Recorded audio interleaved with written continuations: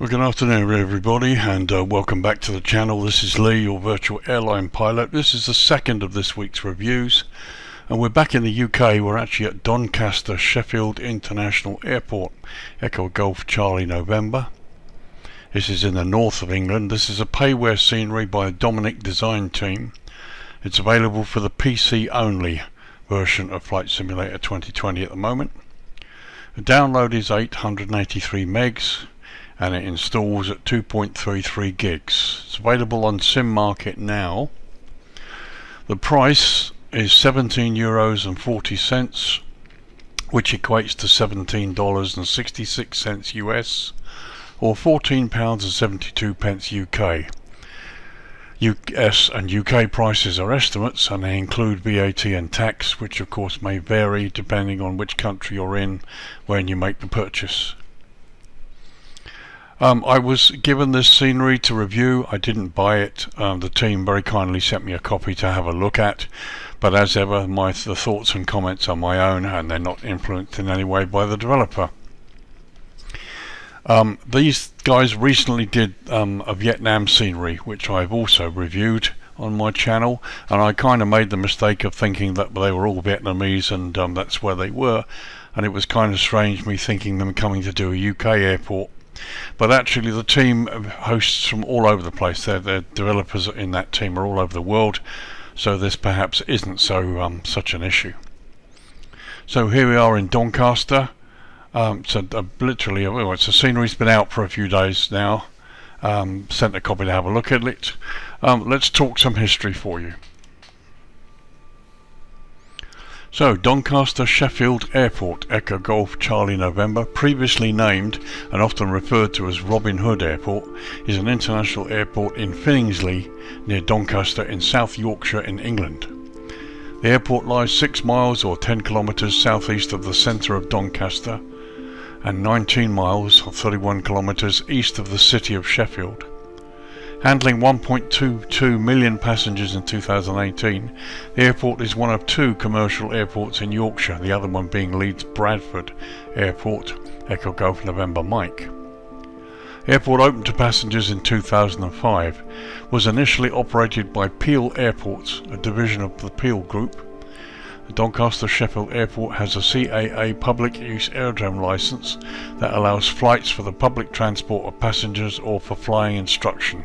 So essentially you can have flying lessons here, but it's also permitted to have passenger transport operations, airline operations. The airport owes its origins to the military aviation, having been founded as Finningley Airfield in 1915. During World War I, the airport was used as a base by the Royal Flying Corps as they intercepted German Zeppelins targeting the industrial cities of the north. In World War II, the airfield was used primarily for training purposes, serving as a finishing school for the new crews of the larger aircraft in Bomber Command. Only a handful of combat missions actually took off from Finningley. The Cold War saw the airfield's importance rise again when it was one of the bases for the nuclear-armed Vulcan big bombers. Training once again became the priority in the 70s and 80s before the airport was decommissioned in 1995. However, following the end of scheduled services from Sheffield City Airport, the former RAF Finningley was reopened as Robin Hood Airport, Doncaster, Sheffield in April 2005, after low-cost flights and rising passenger demand made the new commercial airport feasible. The name of the airport was controversial, with over 11,000 people signing a petition to oppose it. The airport's first commercial flight operated into Palma in Mallorca in April of 2005, and the airport was projected to serve at least 1 million passengers during 2006. The actual figure for the first year was just over 899,000, making the airport the 23rd largest in the UK. By August 2007, the new airport had handled just under 2.3 million passengers. Long-haul flights to North America began in the summer of 2007, with Fly Globespan operating into Hamilton, Ontario for Toronto, and Thompson Fly operating into Orlando in Florida, Cancun, and also into Puerto Plata. All these routes, however, have since been discontinued. In 2007, over 1 million passengers used the airport, however this had decreased to around 700,000 by 2012, before rising again to 1.25 million in 2016. In December 2009, EasyJet announced that it would operate flights from Doncaster to Amsterdam, Barcelona, Faro, Parma and Prague. However, EasyJet withdrew all flights from this airport with effect from January 2011. In April 2019, Flybe announced it would be closing its base at Doncaster Sheffiled Airport and remove all crew and aircraft from October in that year. In June 2022, this year, Wizz Air cut many of its route from the airport, stating that Doncaster Sheffield was, quote, unable to guarantee the terms of its commercial agreement, unquote. In July 2022, the airport's board said aviation activity at the site may no longer be commercially viable, and that there would be a 6-week consultation into the airport's future. The Peel Group stated that the airport had, quote, never achieved the critical mass required to become profitable, unquote. Currently, there's a petition online to try and prevent the closure of this airport, and I'll try and put a link in the description below if any of you are interested to go and sign the petition to save the airport. So that about wraps it up for the history. As you can see, it's had a long history from World War I onwards for various uses, and at the moment it seems to be threatened with closure, which is a sad thing for the people who work there and also for the people in the north of England who want to be able to fly on holiday without having to travel all the way down to London to use Heathrow or Gatwick or Stansted. So anyway, there you go, that's the history for the moment. By all means, go ahead and sign the petition. I have. It's never a good thing to see a nice airport close. But for the moment, let's go down and have a look at the runway here in the airport and have a look at the facilities on the runway itself. So runways. Doncaster Sheffield Airport operates a single runway, 2002, which is 9,495 feet or 2,894 metres long. It's made from asphalt. The airport lies at an elevation of 55 feet or 16.7 metres. Both ends of the runway feature instrument landing system, with runway 20, which is the runway we're looking at now, this end certified for category 3A low visibility operations. Again, both ends of the runway feature high intensity airfield lighting system and precision approach path indicators on the runway left side. Runway 20 has the high intensity airfield lighting system version 2 installed and also features centerline lighting and touchdown zone lighting. Both runway ends also have RNP and NDP approaches. When we get a little bit closer to runway 20, you can also see here runway end identifier lighting. There's the centerline lighting, and here's the touchdown zone lighting that you can see either side of the centerline.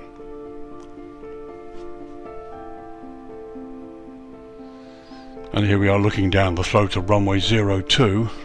Again, you can see we've got the approach lights, the PAPIs on the left side, end identifier lights and the high intensity airfield lighting system.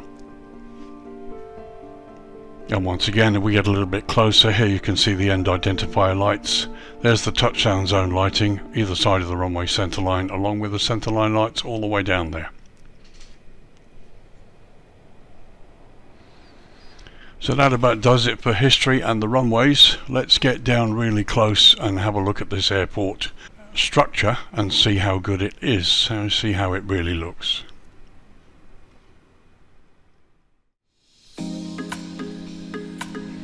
So we start with a slow tour across the ramp. As you can see, the ramp markings are excellent. There's oil stains on ramp markings, weathering that looks really quite nice. However, everything is still pretty sharp. Ramp clutter is good. The building is exactly as it appears in most of the images I've looked at prior to this review, and there is internal development which we will look at shortly. As you can see, plenty of ramp clutter. The roads, airside roads, look really good. The models that I can see so far, cars, bits and pieces like that, they really look quite nice. and you've got the right amount of hoarding written on the various vehicles that are there. All of the ground markings and buildings are accurate as far as I can see. So let's just traverse towards the Landside. We have a look at these models as we go. Fence line looks really good. There's been good attention to detail here. The car models are not very repeated, which is good. Landside car park looks excellent. It's all been properly done. We'll just spin across the car park first. Even the disabled signs are properly done. I think that's brilliant. The right amount of grass and foliage, it all looks pretty much as it should do, which is really quite impressive.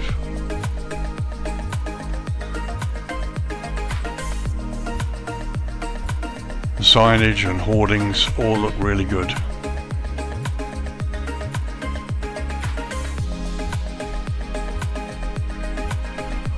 So here we're just going to traverse the Landside road here past the terminal.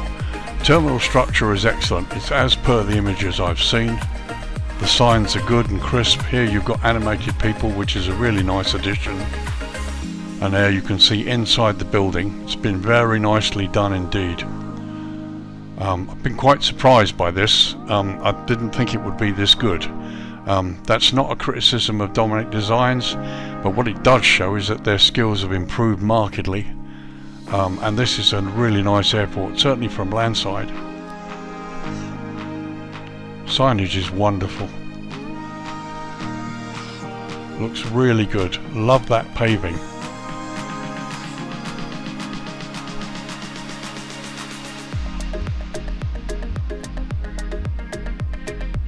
Just one more tour. We've got this little model here, which again exists at the real airport, and they've included it in the scenery, which is brilliant.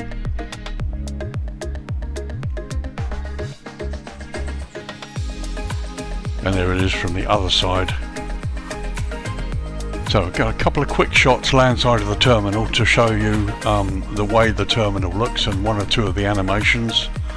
And again, if you look at this paving here, it's been really nicely done. It's very sharp, very weathered, and it's pretty accurate.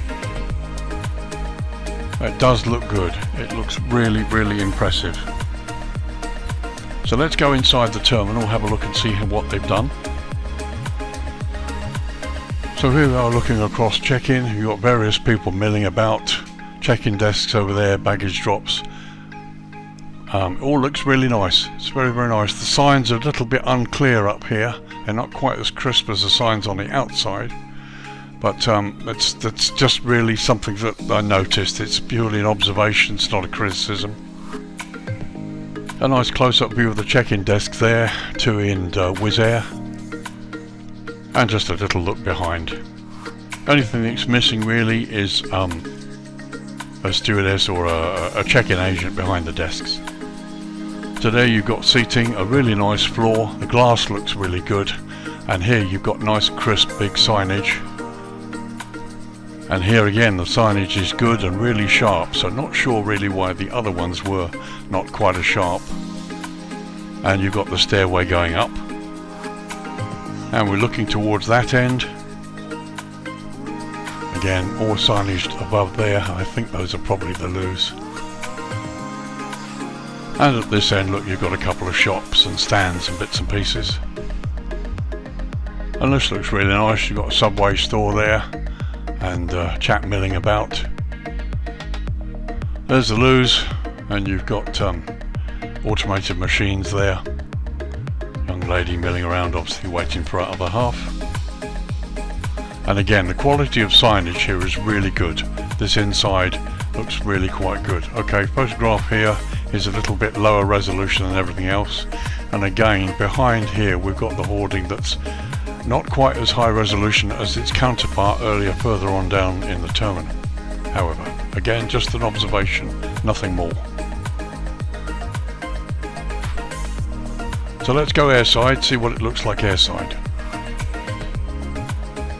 So first of all, a quick view from outside the airside departure lounge, looking from airside. So you can see through the glass, the effect is really quite nice. And once again, inside the terminal, really nicely done. Okay, one or two repetitions of people, but that's not to be it's to be expected. Again, it's not a real problem. Our subway, W8 Smith, and various passengers milling around.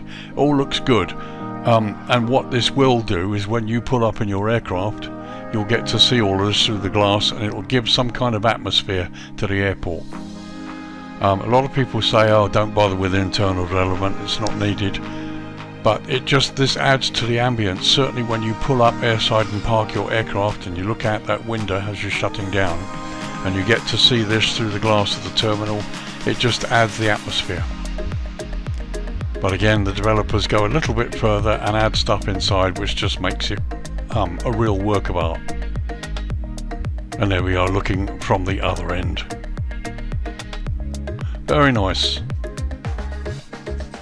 So let's just have a little look here. Now you can see on the right side there you've got what looks like access to the baggage area.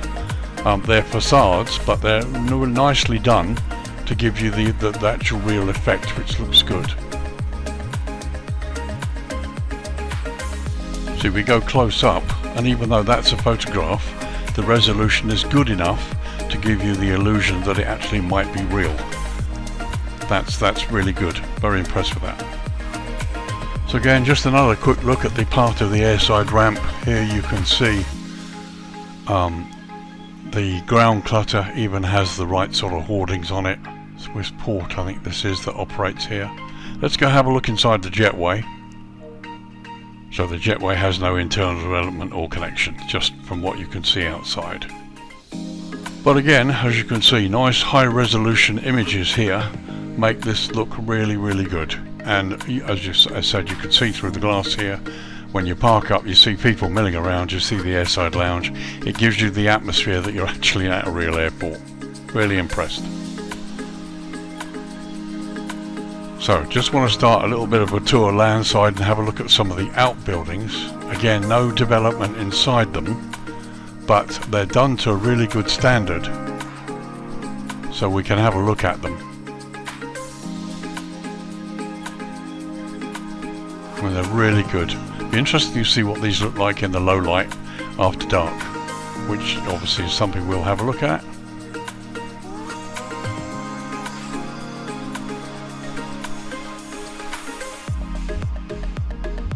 So a little bit of photo scenery down there, but not a problem. Again, the buildings are really nicely done. There's good weathering on the roof. Roads look good. The whole structure looks great, and it looks great because it's properly weathered. And again, we're talking accurate buildings.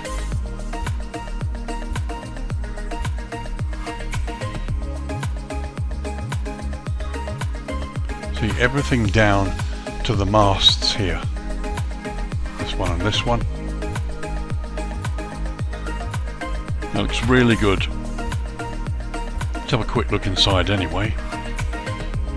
So this is the limit of the internal development you've got in most of these outbuildings. So I'm impressed by the fact that they've actually got an inside and you can't see the sky through the roof, which so many buildings have. But all very nicely done. Now, we talked about Vulcan bombers in the history part. Here's an example of one of those bombers. They were used a lot during the Cold War. High altitude, big jets to carry the bombs. Now, X-Ray Hotel 558 is the real aircraft. I think it's the last one that exists in the world at the moment that's still capable of flying. But I recognise the registration. There was an attempt to restore it and get it flying. But here's a model, and the model actually looks really good, and along with the fuel truck as well. Very nice. The whole environment of the airport is really nice up here. It's very countrified.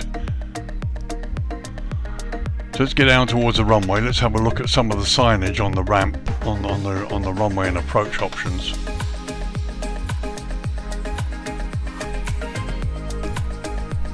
So there, if you look to the right, you've got the entrance to runway 20. Everything's properly done. Displace threshold, all looks good. Thankfully, so far I haven't seen anything entering the runway, which is a good sign. So there you can see the proper signs on the right and left side of the field there that denote the runway entrance. Just going towards the runway, there's the windsock on the left. There are the PAPI lights. And here, on the other side of the field,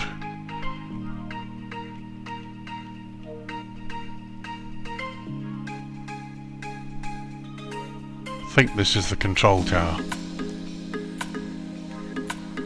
Yep. And as you can see, there's internal modelling.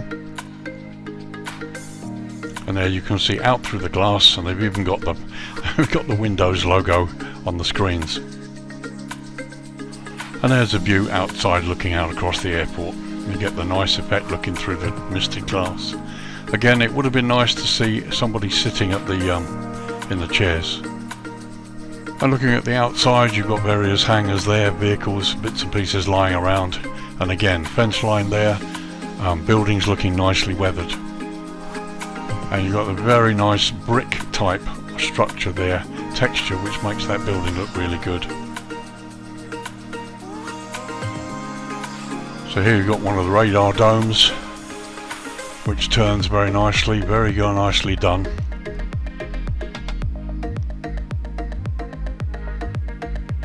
And here we've got the fire station.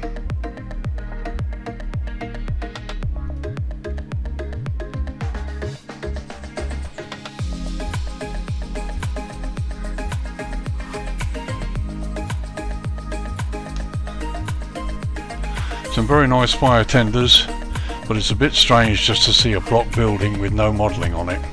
That's a bit strange. See, if I go up a bit, that's clearly a hangar of some sort for the fire engines where they're parked outside, but there's no modelling on the outside of the building at all, let alone the inside, which is a pity. Looks a bit unfinished. And there again on the outside of the building, actually pulling away now, we can see this corrugated kind of structure. Actually, when you get close up, it kind of disappears. That's probably just a graphics anomaly. But again, as I said, it's clearly as part of the fire station, but there's no modelling on the building to show it. But there you go. Again, just an observation on my part. So a quick track along the runway here. We're actually going to cross it and have a look at this part here.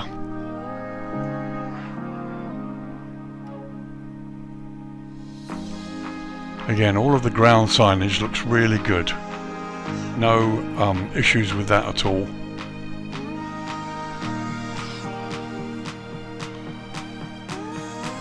And lots of little structures sitting around, again, that are actually on the airport according to the charts and the things that I've looked at. All looks really, really nice.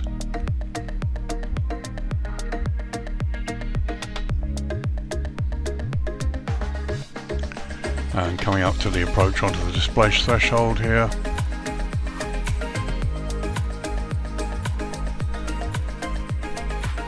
Again, runway 02, there you go, we've got the proper markings before you enter the runway. Okay, so there you go, there's an overview of the airport as it is currently. Let's drop the lighting down to dusk and see what happens, see how it looks. Okay, just after 8 PM local time, as I said, it's July, it's summer 2022, and you can see lighting's come on, and things look pretty good.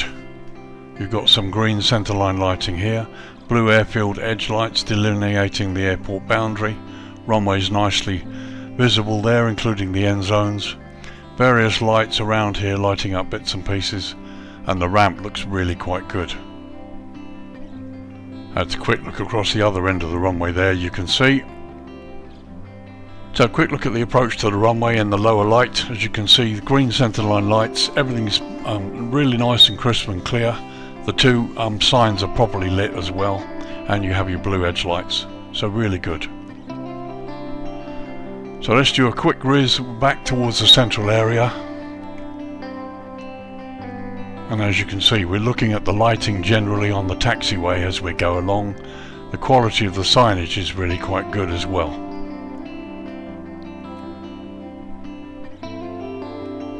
Green lighting looks good. I know this is probably too bright for some, but I really like it.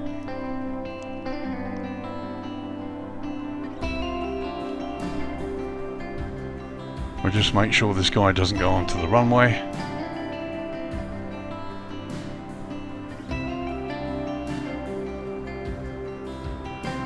Good lad, he's staying on the taxiways. And you've got fire crew out there and other vehicles.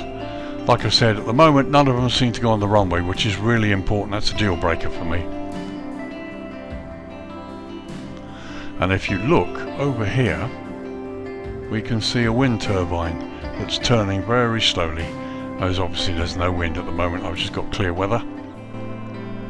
And again, looking across the fire station there, across the runway, again, signage is good, no problems at all. So a quick look at this parking area, away from the main terminal first of all, before we go and have a look. All of that looks good. Lighting looks good, the sources look good, and I can't see any Osobo globes sitting all over the place, which is a good thing. Again, the lighting generally around this area looks really good, but highly acceptable. So let's take a slow pan airside across the ramp. And as you can see, the lighting is really good.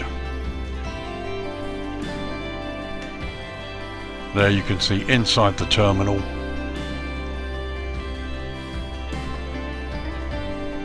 And everything looks great. Not an Osobo globe in sight, which is very impressive. So let's swing round Landside and start with the car parks. Have a close look at this one, which was the furthest car park that we didn't really have a look at much during the daytime. Good fence line, very sharp and crisp. Okay, one or two Osobo globes here, but generally the lighting is correct. And the area is well lit. Just looks good. You can ignore the floating globes, everything else looks really good.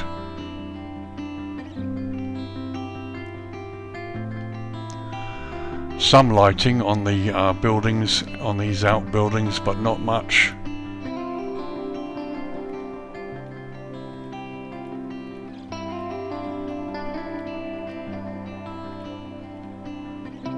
But it all looks really, really nice. So let's swing by the main terminal now.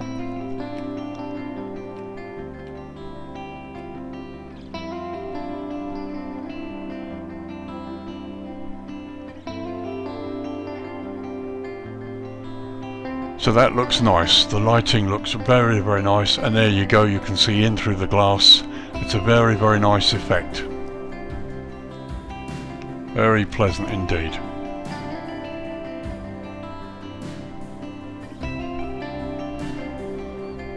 So let's go airside again and have a close-up look at the terminal.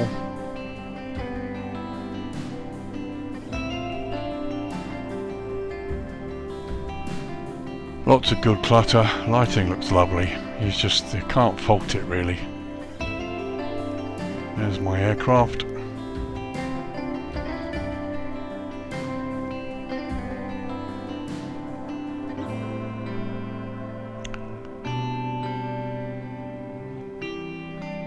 And if I stop here, and there we are looking inside the terminal. Lighting is very acceptable both on the terminal and inside, and this is the view you're going to get.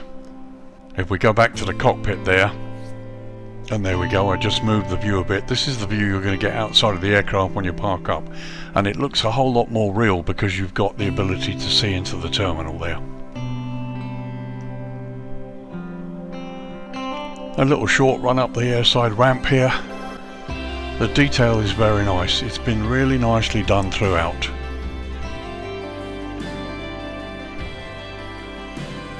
It looks very real. Right down, as you can see, to the bits and pieces on the baggage bins. And you look at the ramp markings there. Lots of oil stains, nicely weathered. Looks very good.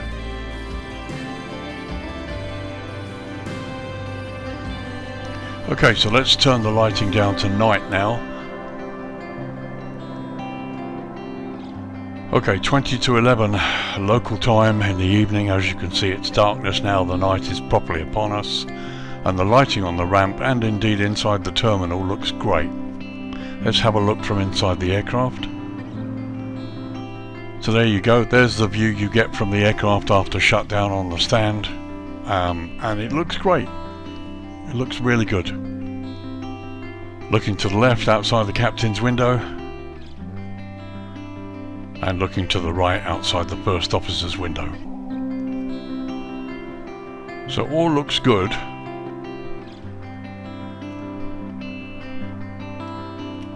Little skirt over the ramp.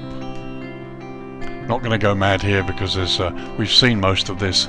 I just wanted to have a look at what it looks like in the darkness. So let's go across the fence to Landside.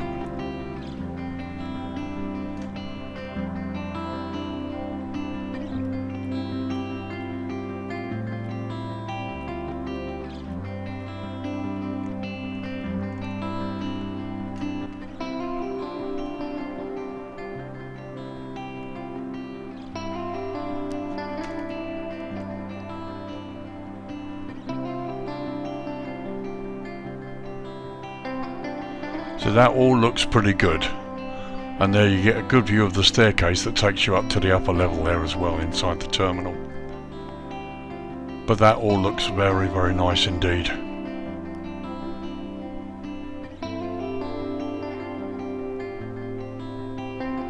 All the signage is good, crisp and clear. It's nice to have the people moving about. The lighting's excellent. We've got signs that are lit there as well, although I can't see any obvious light bulbs over the top of the sign, but again, that's nitpicking, just observations on my part. The whole thing looks great. Just a quick tour across the outbuildings here.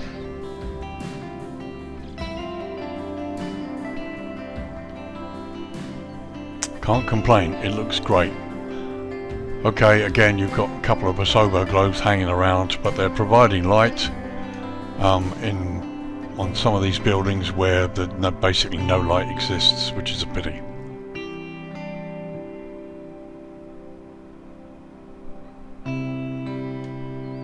So there you go, a high-level shot overview of the airport at the night time, showing you the lighting. Plenty of green centerline lighting for taxiing.